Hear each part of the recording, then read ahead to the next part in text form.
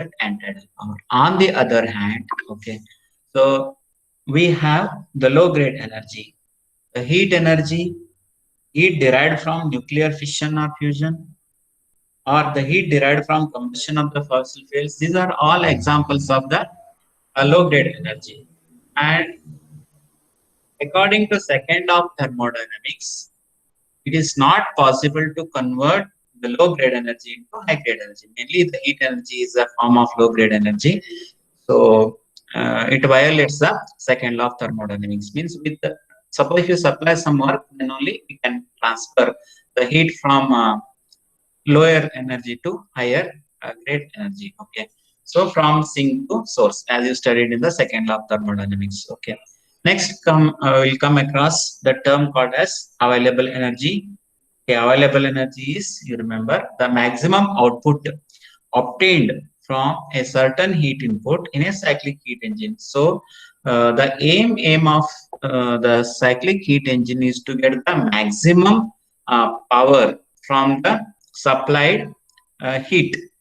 So, we are going to obtain the heat from the source, which is at higher temperature T1, and then such kind of energy is called as the available energy. That's one definition is the maximum work output obtained from a certain heat input in a cyclic heat engine, that is called as available energy.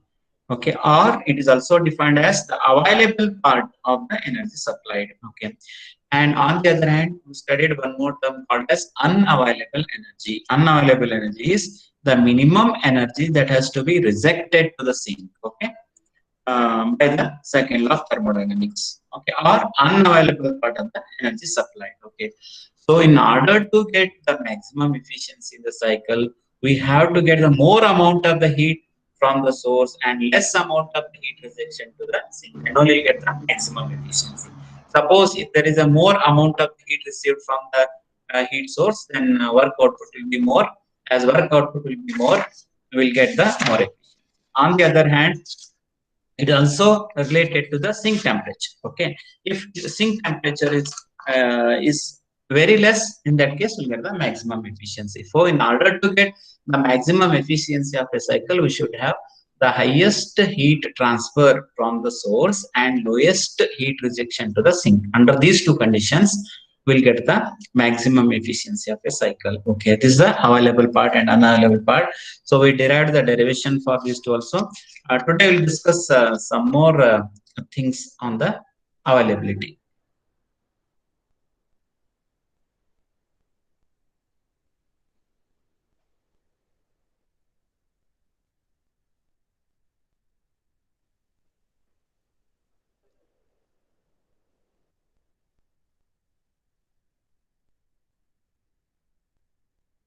Okay. Screen is visible, guys. Is it visible? Yes, sir. Okay. Before that, just I'll ask one question. What do you mean by steady flow equation? Already studied steady flow in first law of thermodynamics. Can anyone tell what do you mean by steady state and steady flow? Uh, Once you understand these terms, you'll understand the derivation. Okay. Anybody, what do you mean by steady state? Already we derived steady flow energy equation for turbine, boiler, heat exchanger, throttling process, everything. What is the meaning of steady flow? Sir, when the parameters of mass and Hmm. energy No, at various points in a given system no. is constant with respect to time for Hmm. that point, then it is Okay. considered to be steady flow. Okay. Sir, when fluid parameters Hmm. at any point Hmm. of the control volume is Hmm. constant with respect to time, that Uh-huh. process is called steady flow. Example: velocity, pressure, temperature. Uh-huh. Okay. Okay. So, do you remember steady flow energy equation? General steady flow energy equation I derived now. So, can you tell that equation? What is that equation? Just main equation. So the sum of pressure energy, kinetic Ah, energy, plus. and thermal energy is equal to the Hmm. outflow Hmm. of Hmm. pressure energy, kinetic energy, and work done. Correct. Okay. So, Here, M into hmm, H1 plus hmm, G Z1 hmm, V1 square by 2 plus Q is equal to M into hmm, H2 plus G Z2 plus V2 square hmm, by 2 plus hmm, W. hmm. Correct. Okay. So we derived the expression for steady flow energy equation in first law of thermodynamics. You remember that the most important derivation. Every time they used to ask this derivation, even I asked that equation in first test. Okay. So go through that equations properly. Before that, you should have the knowledge of steady state. Steady state means the properties, thermodynamic properties like pressure, volume, temperature, etc., will not change with respect to time at any position in a fluid flow. That is called as a steady state and steady flow. And we derived the derivation. Okay, we derived the derivation for two things. One is a mass basis and one is the time basis. Okay, so I'll brush up once again. So that is given by h1 plus v1 square by 2 plus z1g plus Q, where we have taken the heat as input to the system, equals to H2 plus V2 square by 2 plus Z2G plus W. Okay. So remember the equation. I recall once again. H1 plus V1 square by 2 plus Z1G plus Q equals to H2 plus V2 square by 2 plus Z2G plus Q. Okay, where H is the enthalpy. Enthalpy is it is property of the system, and it is given by the formula U plus PV. Remember, H equals to U plus PV. It is the summation of internal energy and product of pressure and volume. That is the formula for the enthalpy. Enthalpy is U plus PV. Okay, or we can write that equation as U1 plus P1 V1 plus V1 square by 2 plus Z1G plus Q equals to uh, U2 plus P2 V2, something but H2 plus V2 square by 2 plus Z2G plus Q. Okay, and depending upon the type of the instruments used, we are going to do the assumption. For example, in case of nozzle, there is no work done and there is no heat transfer. You are going to neglect the terms W and Q because it's neither work producing nor work absorbing device. And then where the velocity is most important, you are going to consider V1 and V2, and Z1 and Z2 terms are neglected. So according to the type of the instrument, you are going to do the assumptions. Okay, so for example, in case of turbine, okay, you are neglecting Z1 and Z2, you are neglecting V1 and V2, and you are getting the final the work done as when Q is also neglected. Like according to the type of the instrument, we are assuming, and you are getting W as I think H1 minus H2 in case of turbine, and in case of compressor, you are getting H2 minus H1 like that. According to the type of the instrument, we are getting the different forms of the equation. Those equations are also most important. Okay, first the steady flow energy equation and also the applications of steady flow energy equation like steam turbine, boiler, heat exchanger, throttling process, nozzle, etc. Out of five, they'll ask definitely one or two. This one device, and we are going to do the derivation for those equations. Now comes to this chapter, availability of a steady flow energy equation. As I said, so availability is it is the maximum amount of the work done, or it is what the output obtained from a certain cyclic heat input in a cyclic heat engine is called as the availability. Okay, or available energy. Okay, now we are going to do the derivation for availability of a steady flow energy equation. This is also one of the important concepts. That's why you should have the knowledge of both availability as well as steady flow equation. Okay. What you are seeing on the screen is here. We are having two things. One is whatever the properties of fluid changes with following through the system. Okay, so in flow, we are having the properties like pressure P1, V1, and T1, and it is a system. Okay, interacts with the surroundings. Okay, see the interacts with the surroundings. And then Q is the heat transferred from Carnot engine, and it is a work. W engine means it is the engine work. Okay. So when heat is supplied, so there will be work output from the Carnot engine. And then you see the arrow mark down. It is a heat rejected to the atmosphere. Okay. So this in order to write the availability for steady flow energy equation, you have to draw the simple diagram. The system interacts with the Carnot engine, and Q is the heat.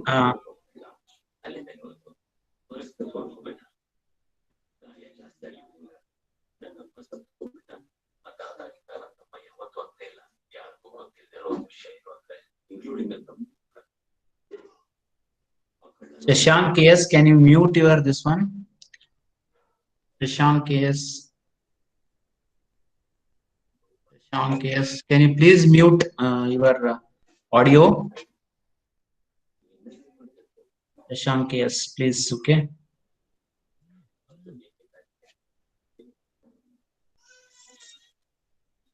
Shashank KS, can you mute your?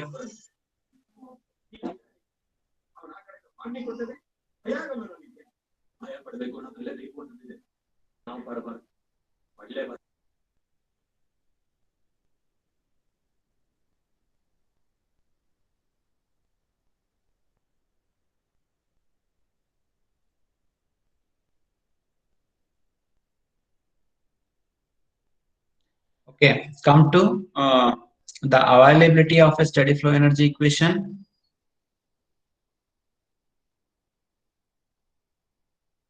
Okay, this is the diagram.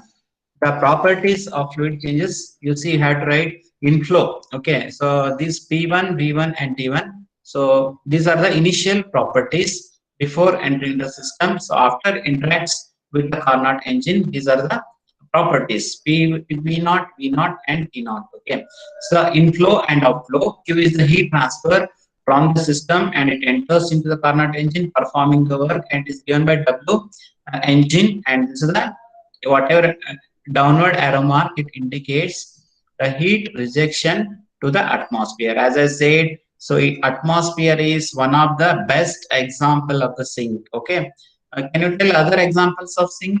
Anyone? Atmosphere or surroundings is one of the best example of sink. Like that, can you tell any other example for the sink? Sir, Ocean, good. Okay, ocean, this surrounding atmosphere. These are all examples of sink. Can you tell one example of source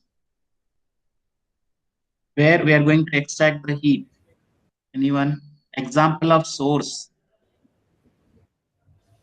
Sir, hot geysers coming out from the bottom of the earth, like Mm. like it is there in Yellowstone Park and all that, where they use geothermal energy.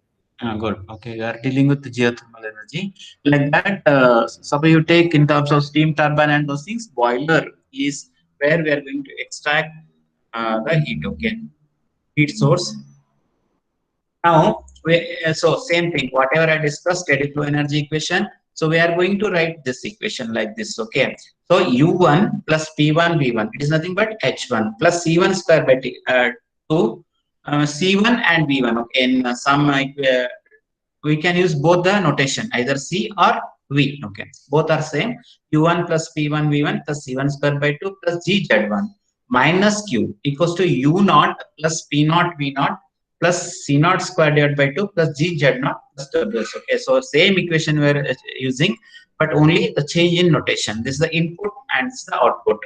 And minus Q, you see, minus Q is the heat rejection. So minus in this equation indicates the heat rejection. Okay, as I said, you have to take positive and negative a symbol according to the equation. Okay, here U is internal energy, V is specific volume. Okay, and H is specific enthalpy. So these are all notations already we studied. And Z is location, or we are calling it as datum. Okay. And plus WS. Okay, it is a shaft work. Okay, shaft work. Whenever you connect a shaft, you see this engine. Okay, this is called a shaft work, and this is a positive. Okay, because shaft work is positive work. Work done by the system is positive. Okay, the work done on the system is negative. That's why you should remember the sign convention also. Here Equation is simple, but you have to write the heat and work. Okay, so here the heat rejection means you have to take minus, and W means work done from the system by the system is positive. Okay.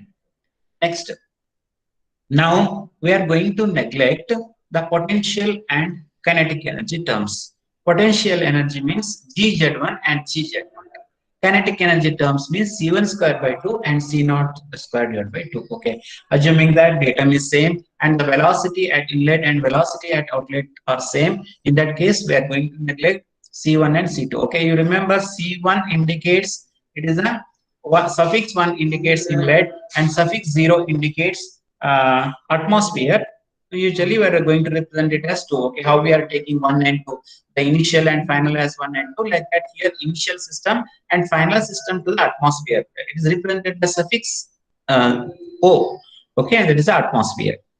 Now neglecting the kinetic and energy terms and potential energy terms, okay, we can rewrite the U1 plus P1 V1 minus Q equals to U0 plus P0 V0 plus W. Okay, we are going to neglect there. After neglecting the terms, we are going to write U1 plus P1 V1 minus Q equals to U0 plus P0 V0 plus Ws, where Ws is the shaft work.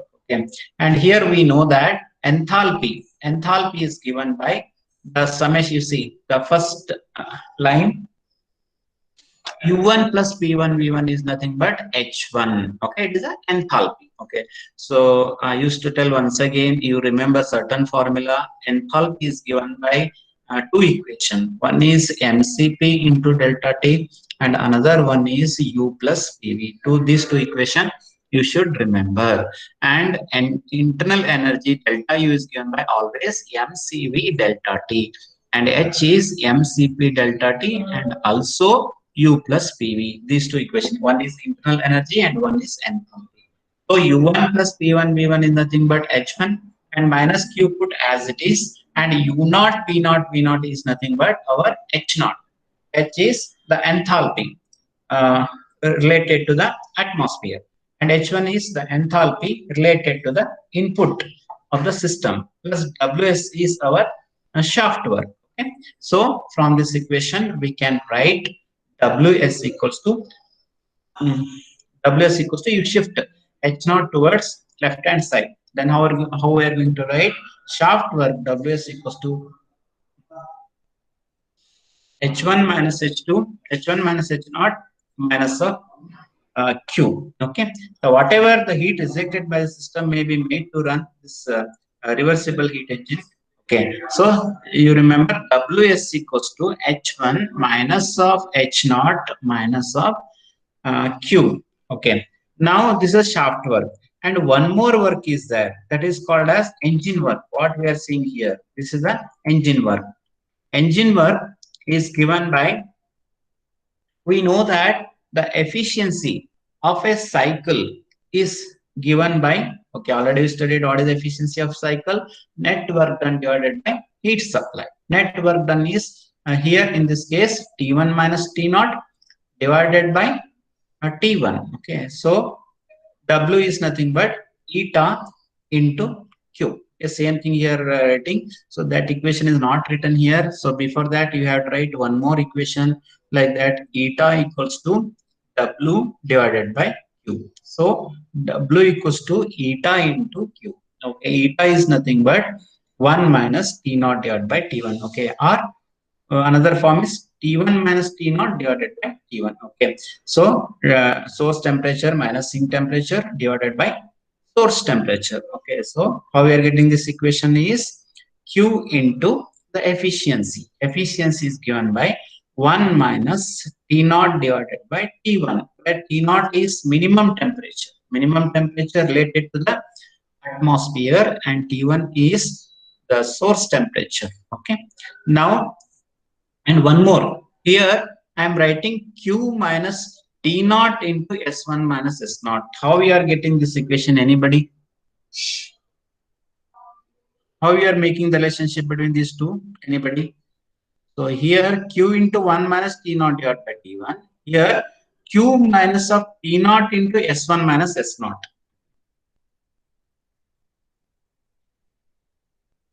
Anybody?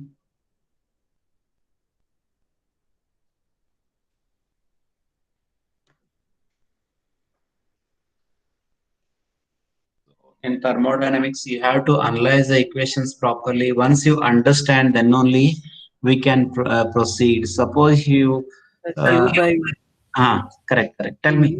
Defined as entropy. Correct. So when you take it inside and do Q minus Q T naught by Q T1, you can take Q T1 separately, which is nothing but the entropy at temperature T1, which is nothing but the differences in the entropy at the beginning and entropy at point 1. So it becomes Q minus T naught S1 minus S0. Correct. Okay. That's why I said, so here you see you are learning the concept of entropy, the concept of first law of thermodynamics, the concept of steady state. Once you analyze all the things, then only we can understand this chapter. I'm telling you. That's why the basics are most important. Okay. So here I'll explain once again. So Q into 1 minus T naught divided by T1 is, first you have to simplify. Q minus Q into 1 is Q minus of Q into T naught divided by T1. Okay, Q divided by T1 is nothing but our delta S. Okay, it is change in entropy, and that's why entropy is the ratio of the heat transfer divided by temperature. First, you elaborate. Q into 1 is Q minus of uh, T naught you take outside. Q divided by T1 is delta S. Delta S is nothing but our S1 minus S naught. Okay, because we are going to take between the two state points. Okay? 1 and 0. 1 is the input and O is the output point. Okay, this is Q minus T naught into S1 minus S. Here equations are very simple. Just you are going to simplify, understand the concept, and you have to simplify the equation. Okay, and we know that the net work done. You have done the problems net work done in second chapter. Okay, so net work done is the summation of the shaft work and engine work. Okay, shaft work, what we got, H1 minus H naught. Okay. Shaft work is H1 minus H naught minus Q plus whatever you have to substitute. So shaft work is H1 minus H naught minus Q plus Q minus of T naught into S1 minus S naught. Here minus Q and plus Q gets cancelled. Then after simplification, we are getting it as H1 minus of T naught S1. After simplification, I'm telling you. So you have to write two more steps. Okay, you have to write separately. WS as H1 minus H naught minus Q plus Q, that gets cancelled, minus T naught into S1 minus H naught S naught. After simplifying, the H1 will get H1 minus of T naught into S1 minus of H naught into T naught into S naught. Okay, and this difference H minus T into S is represented by a symbol called as B. Okay, it's capital B, a minus of B naught. Okay, how we are having delta U equals to mCV delta T. That's why this difference of enthalpy and product of temperature and entropy is represented by a symbol called as B. Okay, and here, so one is there, no, just use suffix as one, and here naught is that you put it as B naught. So B1 minus B naught. So where B is H minus T into S is called as steady flow availability function. Whenever they ask, derive the expression for steady flow availability function, first you have to draw this diagram. Next you have to write the steady flow energy equation. Then you have to write the work done for engine. Then next work done for your shaft.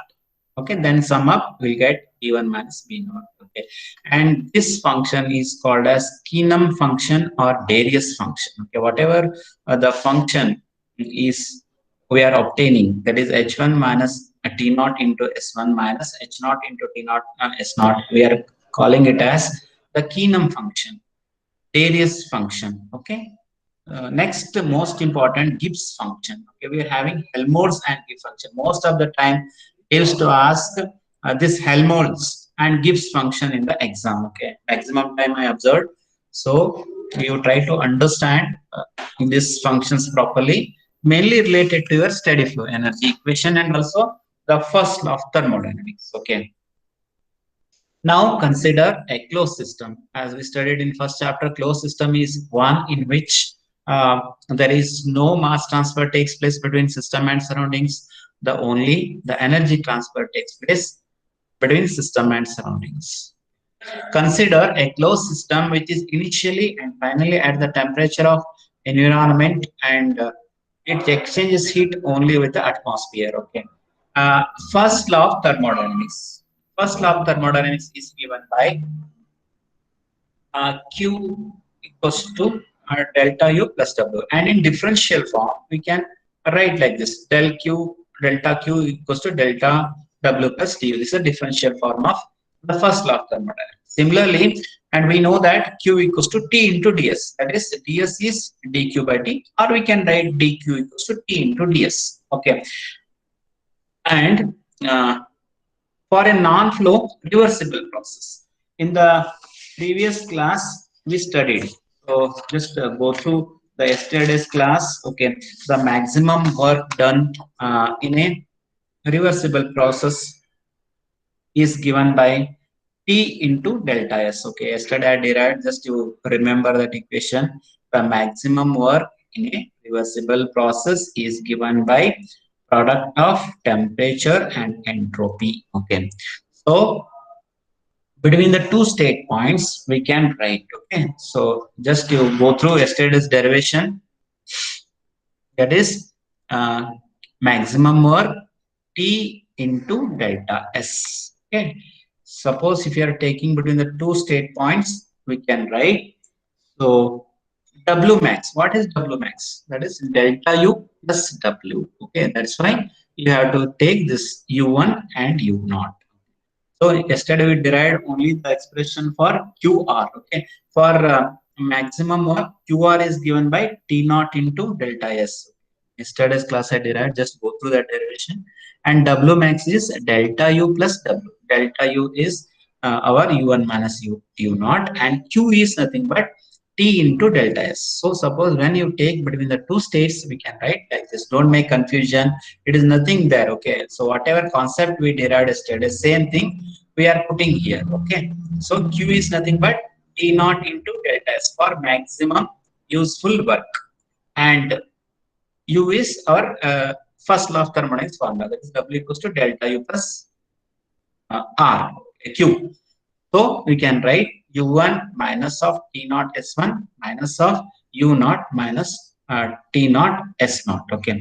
So here temperature, you see, temperature, it is initially and finally at the temperature of environment. Okay. Don't change the temperature, only change the entropy states between 1 to 0 or 1 to O. Okay. So U1 and U0.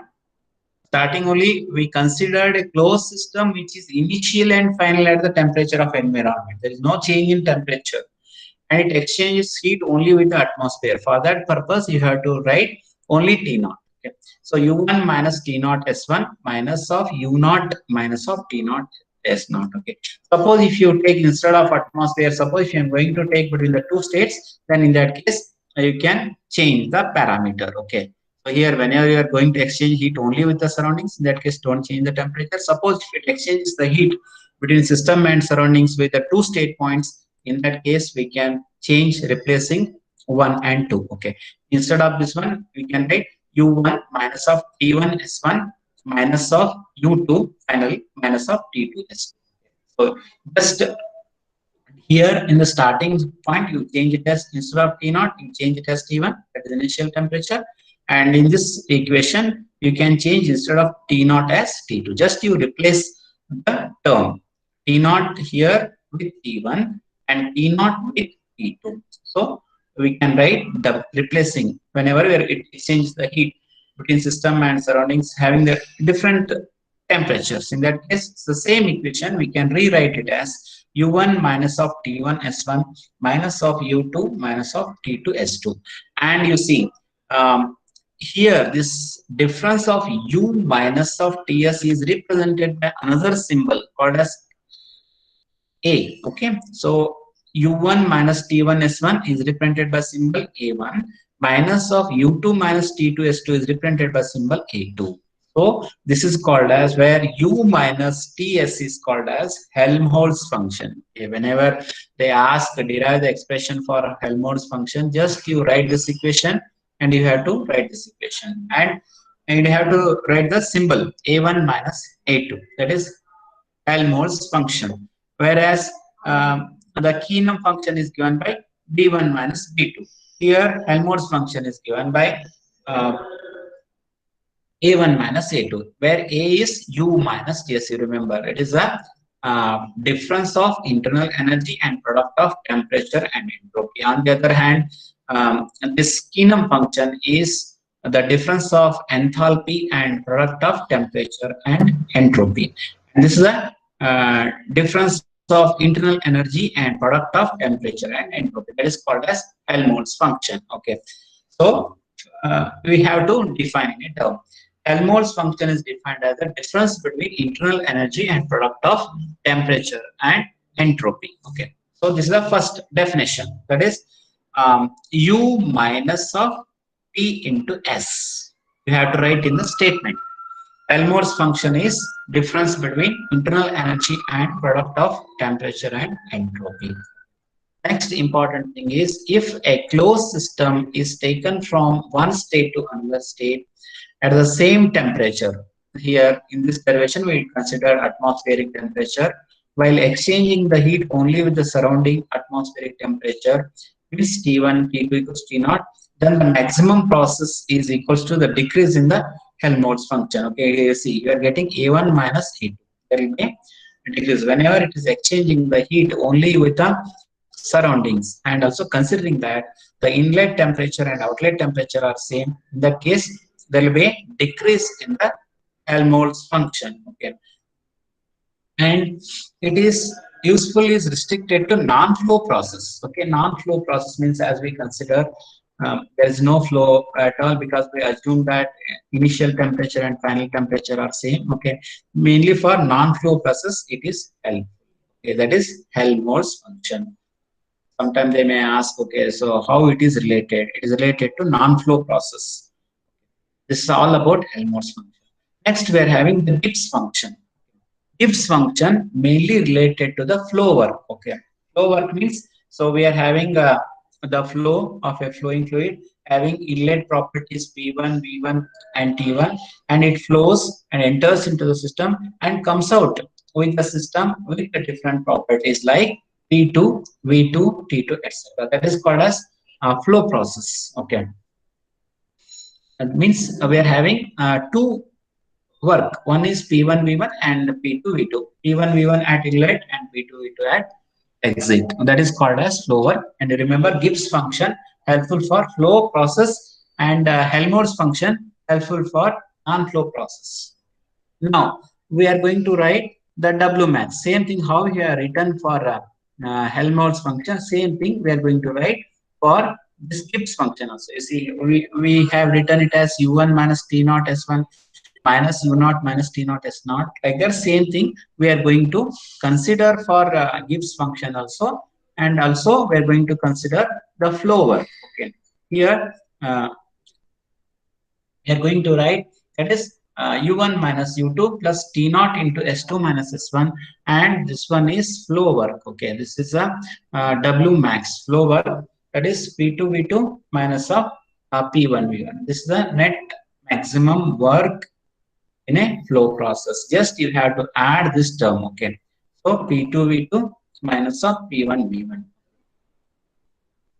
Or we can write so U1 minus U2 instead of T0 you can take T1 directly. Okay, so we can write for initial and final condition as 1 and 2, no problem. So W max equals to U1 minus U0 U2 plus instead of T0 you can take T1 into S2 minus S1. But important thing is you have to add the flow work. Okay, so this is the flow work, and it is flow work is we have to take work done on the system, that is the difference between output and input condition is given by flow.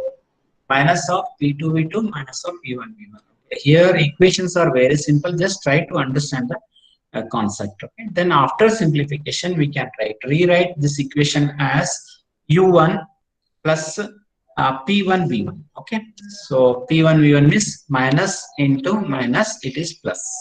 So I am taking this P1 V1 here, and here my is plus T naught into S1 is nothing. Instead of T naught, you can take T1 plus into minus, it is minus of T1 S1.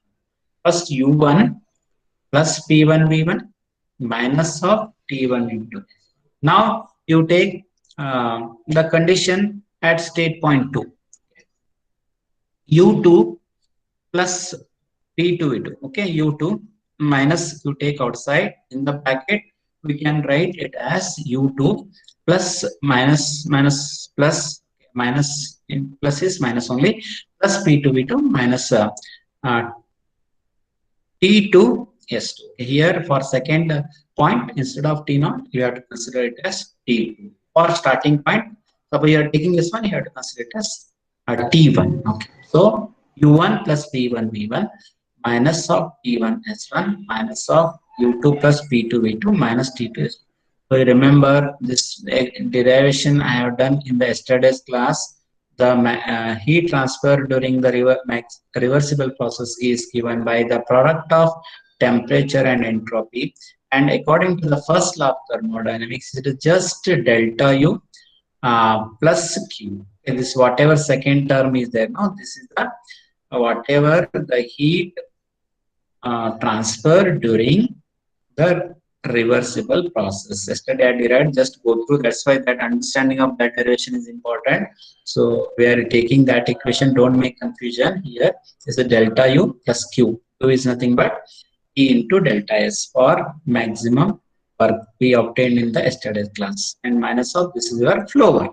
Then here U1 plus P1 V1 is nothing but H1. As I said, enthalpy is the summation of internal energy and product of pressure and volume, and minus T1 S1 you put as it is. Okay. Minus of U2 plus P2 V2 is our H2. H2 is enthalpy at state point 2 minus of T2 into S. Okay. So next, this once again difference of enthalpy and temperature and entropy is represented by another symbol called as G. Okay. So this is G1 minus G2. So this is called as Gibbs function.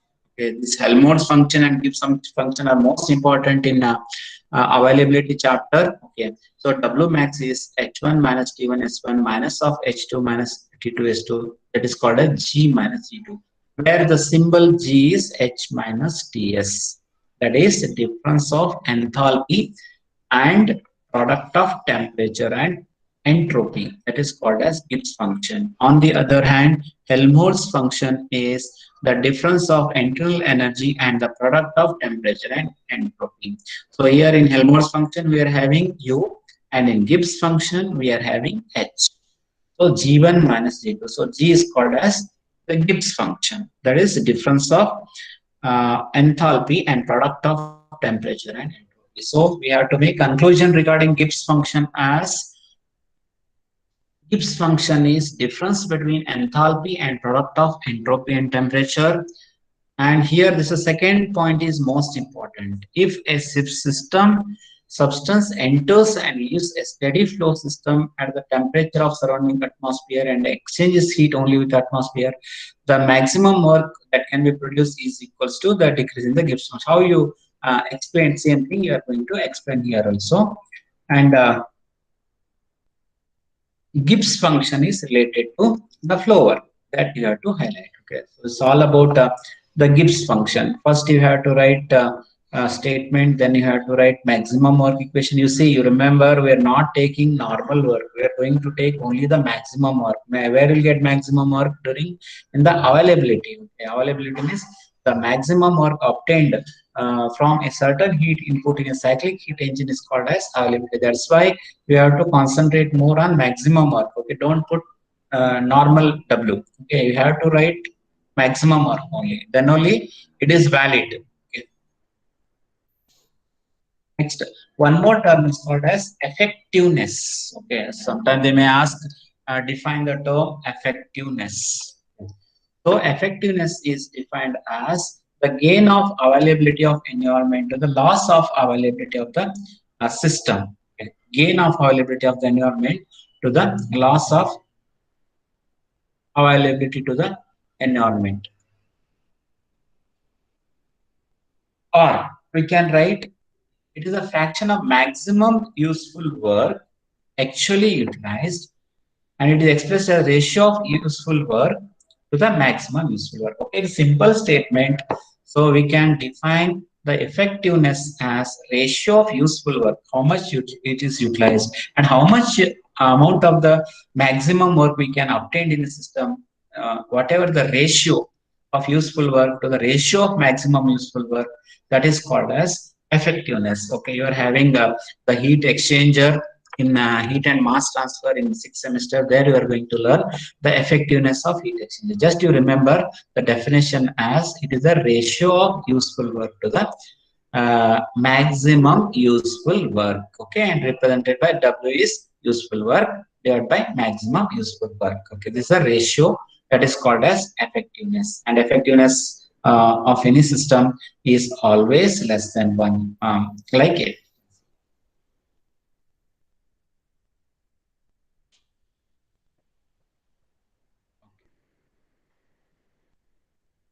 Next, we studied zeroth law of thermodynamics in first chapter. Zeroth law of thermodynamics states that when a body A is in thermal equilibrium with body B, and also separately with body C, then bodies B and C are in thermal equilibrium with each other. And then in module 3, we studied second law of thermodynamics, that is Kelvin-Planck statement and Clausius statement.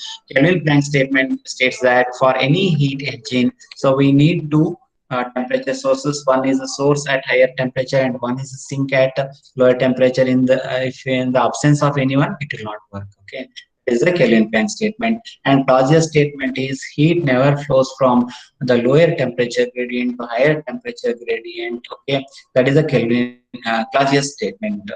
Suppose if you supply work, then only the heat flows from sink to source. Now, in this chapter, we are going to study very a simple law that is called as third law of thermodynamics. So, third law of thermodynamics is related to the absolute zero. Okay, it is very simple statement. Okay, the entropy of a perfect substance or crystal at absolute zero temperature is exactly equals to zero. This is the statement you have to write. That is entropy. It is the third law of thermodynamics related to entropy. Okay, so first law is related to just the transfer of the energy between the system and surroundings. Second law of thermodynamics gives the direction of heat flow, and third law of thermodynamics is related to the entropy. That is, entropy of any pure substance at absolute zero is exactly equals to zero. Okay, this is a statement of a third law of thermodynamics. Okay.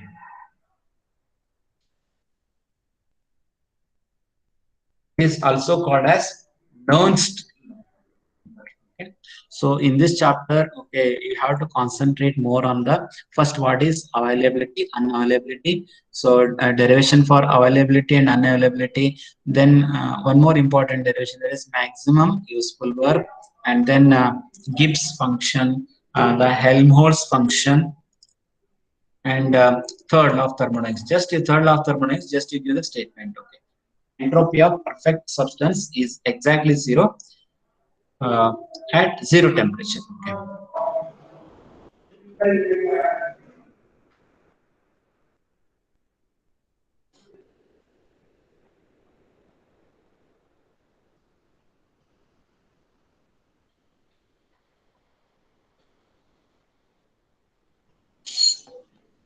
Okay, so last concept. Okay, I'll explain. I'll finish it fast. Okay, one more thing is that irreversibility. Okay, so till now we studied about reversible process and housings. Irreversibility.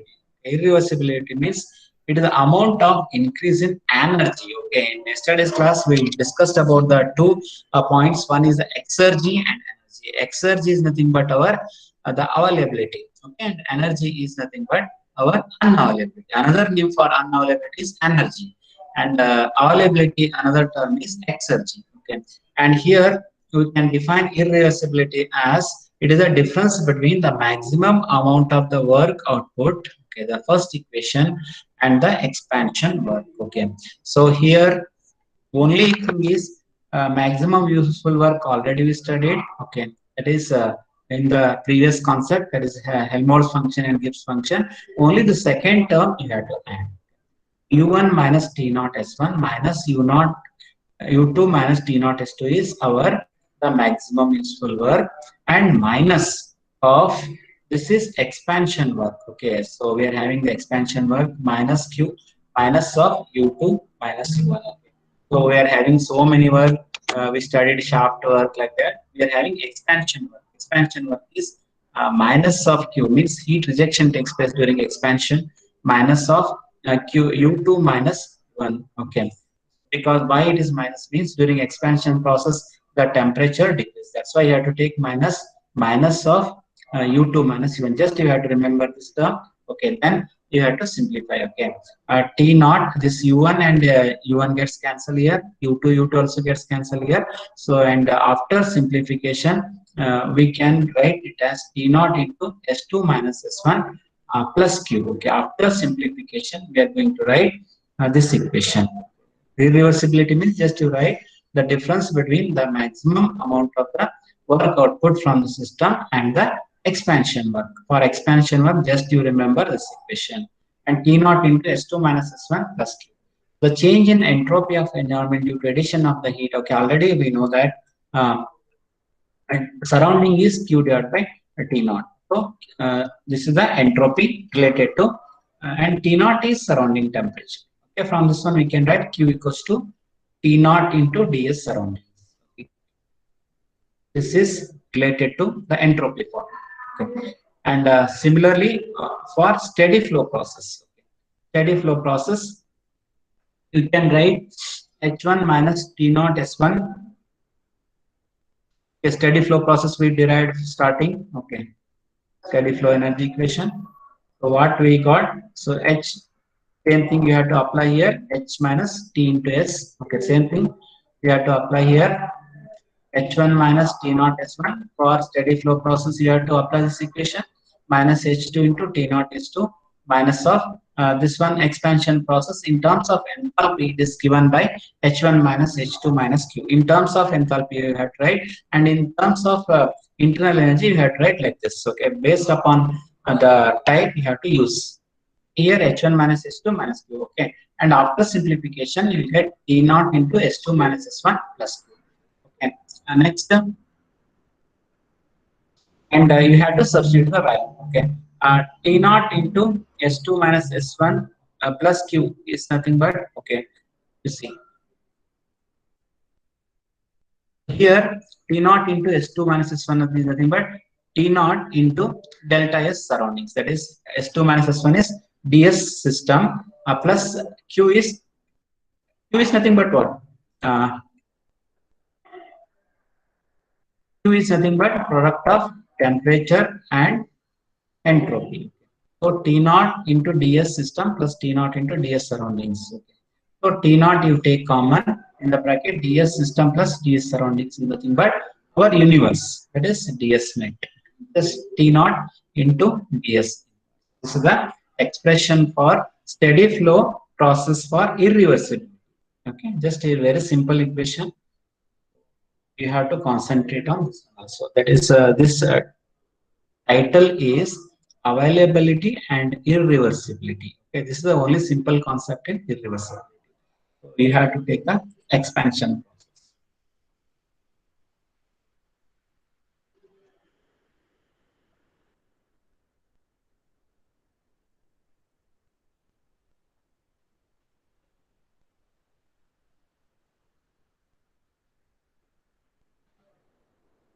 Okay, hope you understood the concepts. Okay, very simple equations, but before that you should have the idea of first law of thermodynamics, next steady state, steady flow, what is availability, maximum useful work. If you understand this concept, you can easily derive the expression for Gibbs function and Helmholtz function. It's all about availability. Any doubts? So once again, you go through the concepts properly. Suppose you have any doubts, so I can clarify. Okay, I'll stop the recording now. Those who have not entered your USN, please enter USN in the chat box.